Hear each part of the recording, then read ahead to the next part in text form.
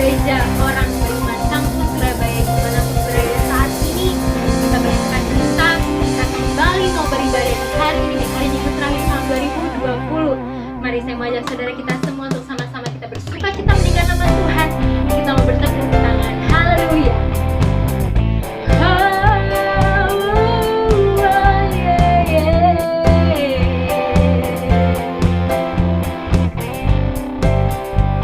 Sama-sama kita begini katakan. Every praise is to our God. Every word of worship with one accord. Every praise is to our God. Sing hallelujah. Sing hallelujah is to our God. Glory hallelujah is to our God. Every praise is to our God. Every praise is to our God. Every word of worship with one accord. Every praise is to our God. Sing hallelujah. Sing hallelujah is to our God. Glory hallelujah is to our God. Every praise is to our God. Every praise is to our God. Every word of worship with one accord. Every praise is to our God. Sing hallelujah. Sing hallelujah is to our God. Glory hallelujah is to our God. Every praise is to our God. Say God my Savior. God my Savior. God my healer. God my deliverer. Yes He is. Yes He is. God my Savior. God my healer. God my deliverer. Yes He is. Yes He is. Yes He is.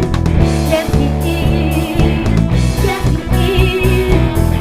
God my Savior. Angkat tanganmu katakan. Healer. God my deliverer. Yes He is. Yes He is. So God my Savior. God my healer. Yes you are.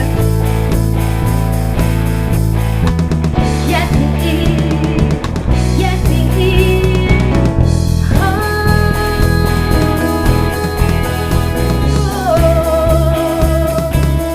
Yes you are. Yes you are my awesome God. Sama-sama kita katakan God my Savior. God my Savior. God my healer. God my deliverer. Yes He is. Yes He is. Katakan every praise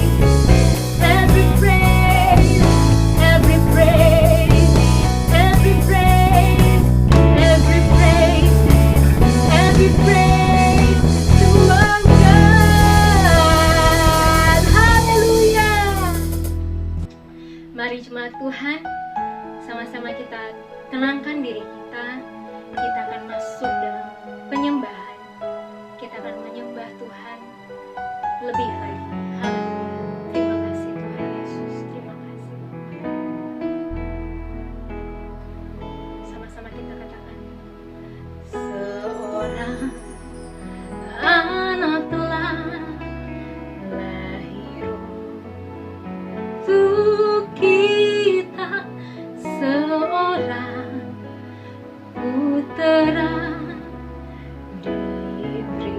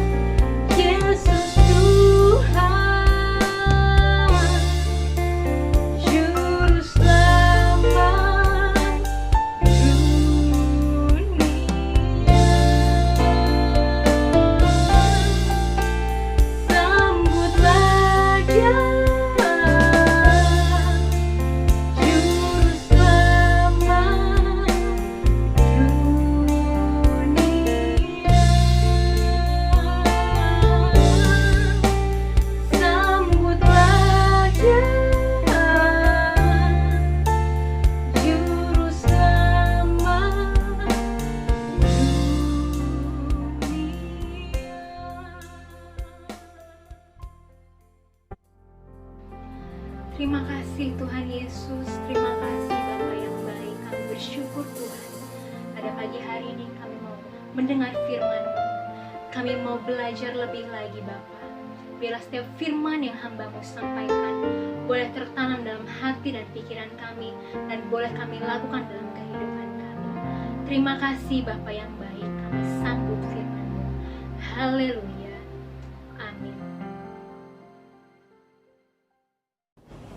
Shalom Bapak Ibu Saudara yang terkasih di dalam Kristus Yesus Tuhan dan Juru Selamat kita. Apa kabar? Saya berdoa kita semua dalam keadaan baik, sehat, sukacita, serta tetap terus semangat. Kita patut bersyukur karena akhirnya kita semua telah tiba di hari Minggu terakhir di tahun 2020, tepatnya di tanggal 27 Desember 2020. Dan setelah beberapa hari yang lalu kita merayakan Natal, maka beberapa hari yang akan datang kita akan segera masuk di tahun yang baru, di tahun 2021. Ibadah Gereja Orang Beriman Kampus Surabaya di minggu berikutnya, di bulan Januari tahun 2021, masih akan diadakan secara online. Hal ini dilakukan demi keamanan, kenyamanan, dan kebaikan kita bersama. Karena tentu setelah libur Natal dan Tahun Baru, jangan sampai tingkat COVID meningkat dengan adanya pertemuan tatap muka. Jadi kita masih akan beribadah secara online.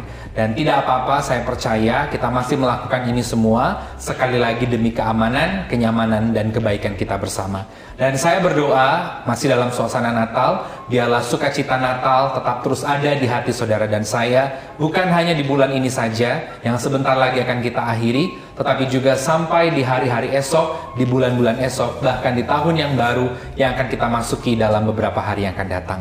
Puji Tuhan, kita akan membaca kebenaran firman Tuhan. Pada hari ini terambil dari kitab Yosua pasal 1 ayat 1 sampai 6. Demikian firman Tuhan. Yosua pasal 1 ayat 1 sampai 6. Judulnya di Alkitab, Perintah Tuhan kepada Yosua untuk merebut tanah Kanaan. Sesudah Musa hamba Tuhan itu mati, berfirmanlah Tuhan kepada Yosua bin Nun abdi Musa itu demikian. Hambaku Musa telah mati, sebab itu bersiaplah sekarang, seberangilah sungai Yordan ini engkau dan seluruh bangsa ini menuju negeri yang akan kuberikan kepada mereka, kepada orang Israel itu. Setiap tempat yang akan diinjak oleh telapak kakimu kuberikan kepada kamu, seperti yang telah kujanjikan kepada Musa.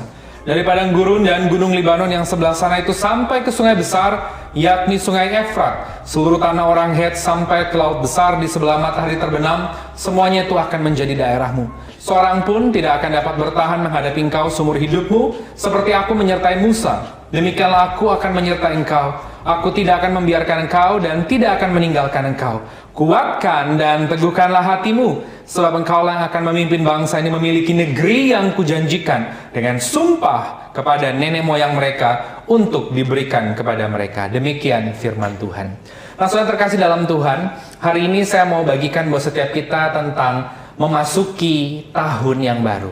Karena kita semua saat ini sedang berada di minggu terakhir di tahun 2020. Dan beberapa hari yang akan datang kita akan segera masuk ke tahun yang baru, bulan baru, hari baru, tahun 2021. Maka saya percaya kita perlu firman untuk menguatkan kita melangkah di tahun yang baru. Kalau kita menengok ke belakang, dari awal 2020, tentu 2020 bukanlah tahun yang mudah buat kita semua. Ada mungkin saudara yang mendengar program ini atau menonton program ini yang mungkin kehilangan orang yang dikasihi. Atau mungkin kehilangan pekerjaan, atau mungkin mengalami pergumulan yang hebat akibat kondisi pandemi. Dan mungkin membuat saudara, tanda kutip, sedikit trauma untuk memasuki tahun yang baru, yakni tahun 2021. Dan memang betul, secara manusia, mata kita tidak dapat melihat sampai jauh ke depan. Kita tidak tahu, tetapi sebagai hamba Tuhan, saya mau memberitahu, jangan takut, jangan khawatir. Kita tidak pernah sendiri. Ada Tuhan yang menyertai saudara dan saya. Ia adalah Allah Immanuel yang pasti akan beserta saudara. Walaupun melewati lembah yang kelam, Dia tidak pernah meninggalkan saudara dan saya. Itulah sebabnya hari ini di minggu terakhir di bulan Desember, di minggu terakhir di tahun 2020, saya ambil firman Tuhan dari kitab Yosua pasal 1 ayat 1 sampai 6. Karena di sini bercerita tentang persiapan orang Israel untuk meninggalkan yang lama. Yang lama adalah semua yang kehidupan di padang gurun, generasi lama sudah mati semua, dan mereka akan masuk ke tanah perjanjian. Generasi lama yang tersisa cuma tinggal Yosua dan Kaleb. Karena Musa pun sudah mati dan mereka akan bersiap masuk ke tanah perjanjian menggenapi janji yang sudah Tuhan berikan buat bangsa Israel. Inilah dasar firman juga untuk kita memasuki tahun yang baru. Tahun yang memang secara manusia kita tidak tahu apa yang akan terjadi. Tetapi kalau dulu Tuhan menyertai bangsa Israel masuk ke tanah perjanjian, bahkan menggenapi apa yang sudah dijanjikan, hari ini pun Tuhan yang sama tetap juga akan menyertai saudara dan saya masuk di tahun yang baru, melangkah bersama dengan Tuhan. Dari cerita bangsa Israel bersiap untuk masuk ke tanah perjanjian, paling tidak ada 4 hal yang dapat kita pelajari untuk kita mempersiapkan diri kita memasuki tahun yang baru, tahun 2021. Yang pertama, mari sama-sama kita perhatikan di ayatnya yang ke-1 dan yang kedua. Sesudah Musa hamba Tuhan itu mati, berfirmanlah Tuhan kepada Yosua bin Nun abdi Musa itu demikian, hambaku Musa telah mati, sebab itu bersiaplah sekarang, seberangilah sungai Yordan ini engkau dan seluruh bangsa ini, menuju negeri yang akan kuberikan kepada mereka, kepada orang Israel itu. Perhatikan kalimatnya, ada 2 kali diulang. Sesudah Musa hamba Tuhan itu mati. Ayat yang kedua, hambaku Musa telah mati. Jadi orang Israel diperingatkan Tuhan, peristiwa Musa itu sudah selesai. Musa orang yang hebat, orang yang kaliber, orang yang karismatik, tetapi Musa juga manusia dan dia sudah mengakhiri hidupnya, sudah selesai. Hidupnya sudah selesai, dia sudah dipanggil Tuhan.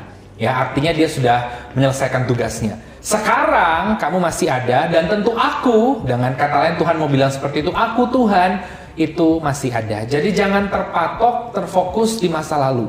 Tetapi jadikanlah masa lalu itu sebagai bahan pelajaran dan evaluasi buat kita semua untuk tetap terus melangkah maju ke depan. Jadi yang pertama dari kitab Yosua pasal 1 ini yang bisa kita pelajari untuk kita memasuki tahun yang baru tahun 2021. Jadikan masa lalu itu sebagai evaluasi dan bahan pelajaran. Jangan terfokus, terpatok di masa lalu, tapi jadikan itu sebagai bahan evaluasi dan bahan pelajaran untuk kita melangkah maju ke depan. Fokuslah kepada Tuhan. Jadi itu yang pertama saudara, tentu kita semua sudah mengetahui apa yang terjadi di 2020 ini. Seperti yang saya katakan sebelumnya, tahun ini tentu bukan tahun yang mudah. Bagi banyak orang lain di luar sana tentu adalah tahun yang sangat berat. Saya menjumpai banyak orang yang juga mengalami kehilangan orang yang dikasih di tahun 2020, tidak 1, tidak 2, lebih dari 2 orang. Ada yang karena COVID, ada yang memang meninggal karena faktor lain, bahkan orang tersebut juga mengalami problem di pekerjaannya karena kita tahu semua sektor mengalami kesulitan, artinya masalah bertubi-tubi. Tapi jangan jadikan itu sebagai bahan untuk kita takut maju ke depan, tapi jadikan itu sebagai bahan untuk evaluasi dan belajar. Lalu kita bisa melangkah maju ke depan. Pasti ada banyak hal yang bisa kita pelajari dari peristiwa pandemi ini. Saya pernah katakan di sebelum-sebelumnya, kita di sini jadi belajar menghargai waktu. Bahwa waktu dengan sesama itu adalah satu kairos, satu kesempatan dari Tuhan.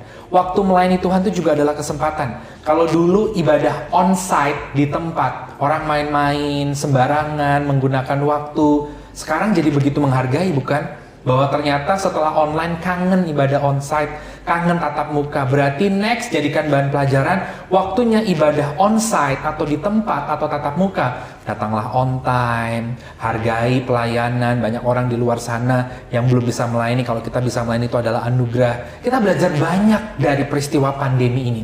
Kita juga bisa belajar bahwa lewat peristiwa pandemi ini keluarga hubungannya dipulihkan.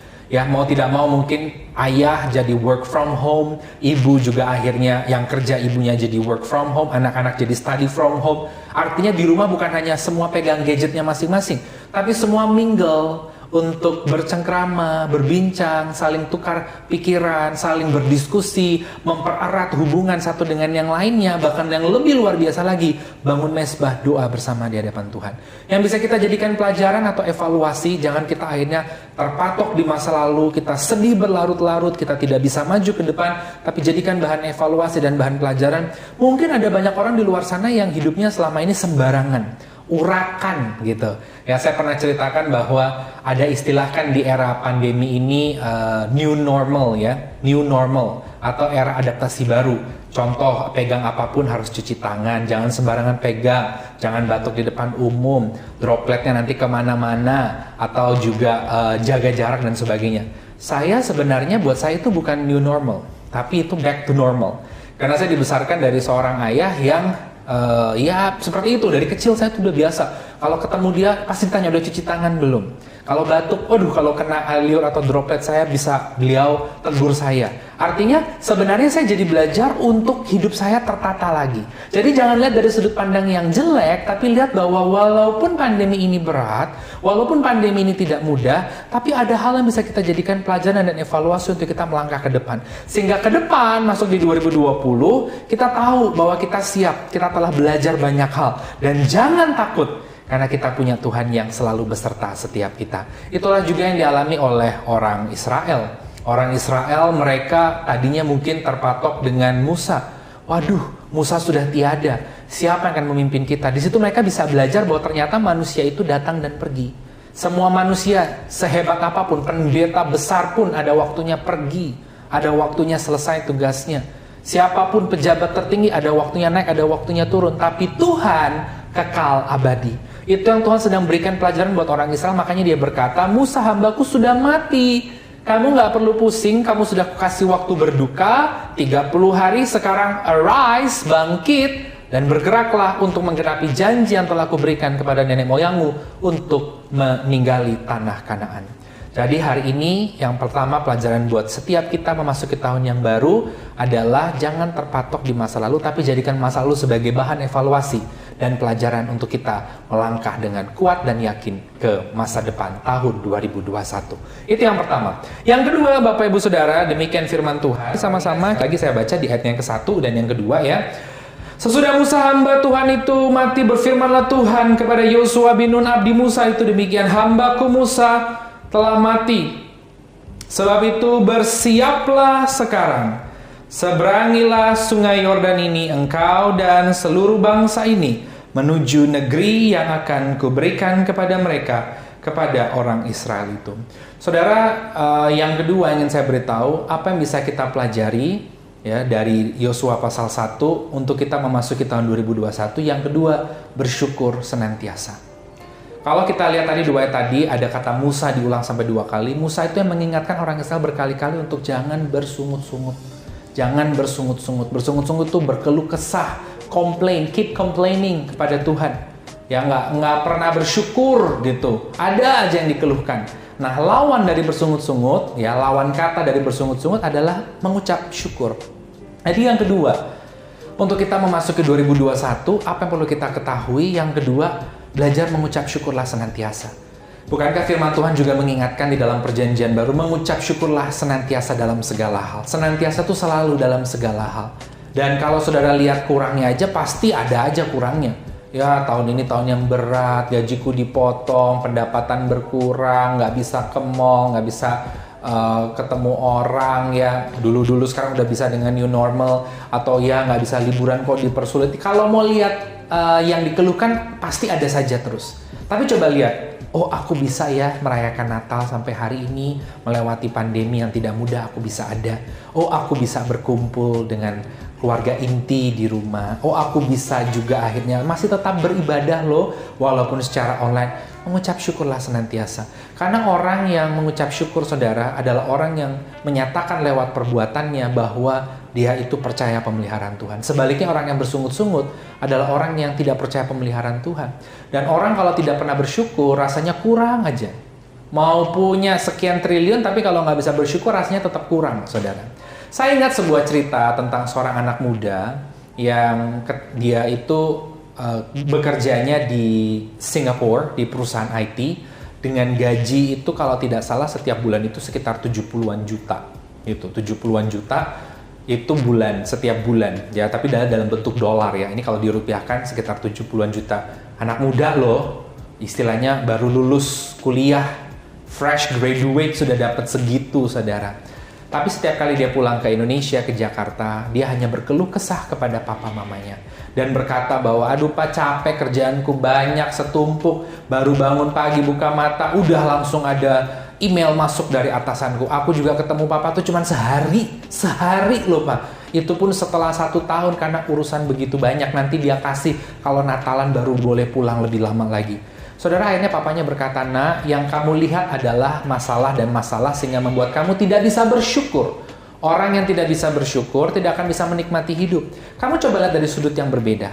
Bahwa satu, kamu punya kerjaan. Banyak orang di luar sana tidak punya kerjaan loh, menganggur. Yang kedua, kamu punya kerjaan juga nggak main-main, posisinya bagus, gajinya bagus. Mana ada sekarang begitu masuk gajinya sekian tingginya. Wow, ini luar biasa, kamu sudah bisa belikan rumah untuk orang-orang. Artinya seperti itu. Yang ketiga, kalau kamu merasa kamu dikejar-kejar oleh bosmu, coba lihat dari sudut pandang yang lain bahwa bosmu itu nyariin kamu, berarti kamu trusted, kamu dipercaya. Belum tentu orang lain dipercaya oleh bosnya sedemikian. Yang ketiga, empat, kamu bisa bekerja di luar negeri, bukankah itu impianmu untuk juga tinggal di luar negeri. Akhirnya mata anak ini terbuka dan dia melihat dari sudut pandang yang berbeda dan dia hanya bisa menikmati yang dari Tuhan walaupun ada masalah. Dalam hidup semua orang pasti ada masalah, tapi dia bisa menikmati karena dia bersyukur. Nah, hari ini saya percaya kalau kita lihatnya masalah, pandemi, pergumulan, pasti ada saja yang dikeluhkan. Tapi untuk memasuki tahun yang baru, belajar mengucap syukur. Mengucap syukur. Dan orang yang mengucap syukur, saya percaya, menunjukkan dia percaya pemeliharaan Tuhan, dia pasti akan sungguh-sungguh melihat pemeliharaan Tuhan yang sempurna. Itu yang kedua. Yang ketiga, Bapak Ibu Saudara, mari kita perhatikan sama-sama di ayat yang ketiga. Setiap tempat yang akan diinjak oleh telapak kakimu, ku berikan kepada kamu. Seperti yang telah kujanjikan kepada Musa. Perhatikan, setiap tempat yang kamu injak, ku berikan kepadamu seperti yang telah kujanjikan. Jadi mereka ini melangkah dengan iman. Iman timbul dari pendengaran akan firman. Ya, firmannya firman Tuhan. Tuhan bilang, aku sudah berkata ini, kamu bergerak. Artinya mereka melangkah dengan dasar firman, dengan dasar janji Tuhan. Mereka melangkah dengan iman. Nah, buat kita 2021, apa yang perlu kita lakukan yang ketiga, memasuki tahun yang baru 2021, melangkahlah dengan iman. Nggak ada lagi cara lain. Kalau kita melangkah dengan hati pikiran kita, ya kita nggak ada hidup dikuasai oleh ketakutan, oleh intimidasi. Aduh, aku nggak bisa ini, aku nggak bisa itu. Saudara tetap taat protokol kesehatan, saudara tetap ikuti saran dari pemerintah, tapi hatimu juga jangan khawatir berlebihan. Udah melangkah saja dengan iman. Kalau memang harus bekerja, ya sudah bekerja. Nanti kerjaanku gimana kalau orderannya ini pada turun? Nggak apa-apa, melangkah aja dengan iman. Imannya apa? Janji Tuhan bilang apa? Aku akan memenuhi kok segala kebutuhanmu menurut kekayaan dan kemuliaan dalam Kristus Yesus. Jadi yang ada pekerjaan, lakukan kerjaan sesuai dengan anjuran pemerintah, protokol kesehatan, tapi percaya bahwa Tuhan pasti pelihara. Yang punya usaha juga begitu. Ya udah jalanin usaha. Yang kalau hari ini misalkan punya anak-anak yang sekolah, nanti gimana anak-anakku dapat ilmunya dengan baik nggak? Nggak usah pusing begitu, melangkah aja.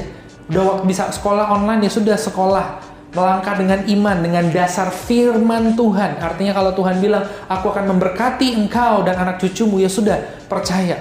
Itu semua akan dialami dalam hidup orang percaya. Karena nggak ada bukan cara untuk kita masuk di tahun yang baru kalau tidak dengan melangkah dengan iman.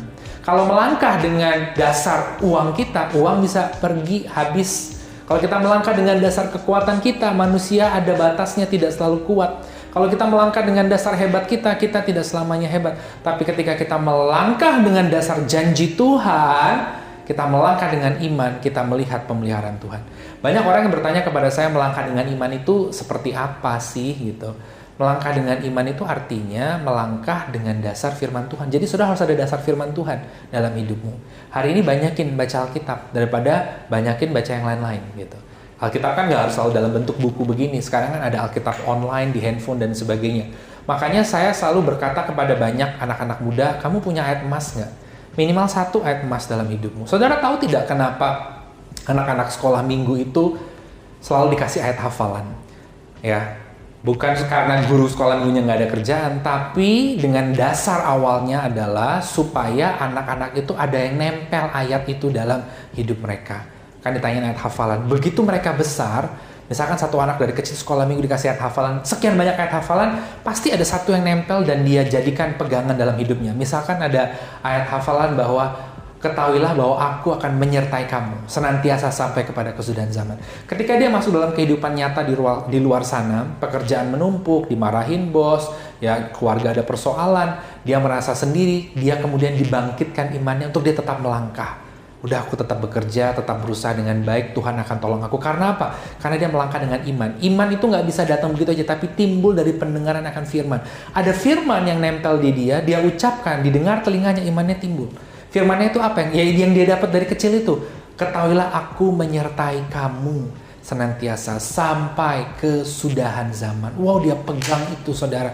Aku gak pernah sendiri, aku bersama dengan Tuhan. Dan akhirnya betul, dia bisa menjalani pekerjaannya walaupun banyak pergumulan, tapi di akhir, in the end, dia melihat pertolongan dan pemeliharaan Tuhan yang sempurna. Imannya membuahkan hasil.